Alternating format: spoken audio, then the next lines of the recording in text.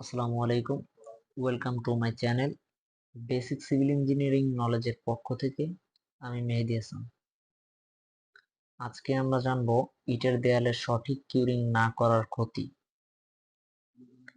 ইটের দেয়ালে সাধারণত 7 থেকে 10 দিন কিউরিং করতে হয়।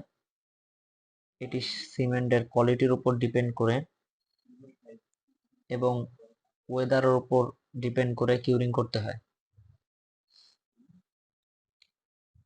সঠিকভাবে কিউরিং না করার কারণে ইটের দেয়ালের বিভিন্ন ক্ষতি হতে পারে। এক্ষেত্রে প্রথমেই বলা যায় যে সিমেন্টের বন্ডিং নষ্ট হবে। সঠিকভাবে কিউরিং না করার ফলে ইটের দেয়ালের ফাটল দেখা যাবে।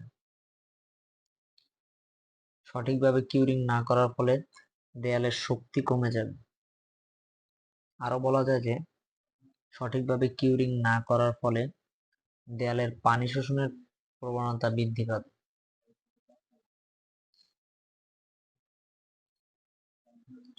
সঠিকভাবে কিউরিং না করার ফলে ইটের দেয়ালের স্থায়িত্ব, শক্তি এবং কার্যকারিতা সবই কমে যাবে।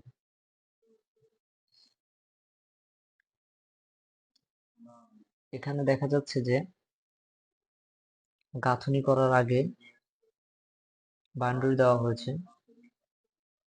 এখানে অনেকদিন পর্যন্ত হয়তো 2-1 দিন কিউরিং করা হয়নি।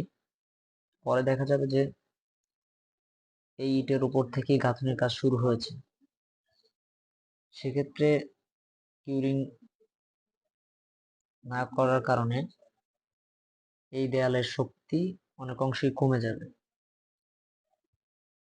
কিন্তু যদি ইটের গাঁথনি শুরু হওয়ার আগে এই ইটগুলোকে ভালোভাবে কিউরিং করে নেওয়া হয়, তাহলে সিমেন্টের বন্ডিং এবং দেয়ালের স্থায়িত্ব রক্ষা পাবে। ভিডিও ভালো লাগলে অবশ্যই সাবস্ক্রাইব করে চ্যানেলের পাশে থাকুন। সবাইকে অসংখ্য ধন্যবাদ।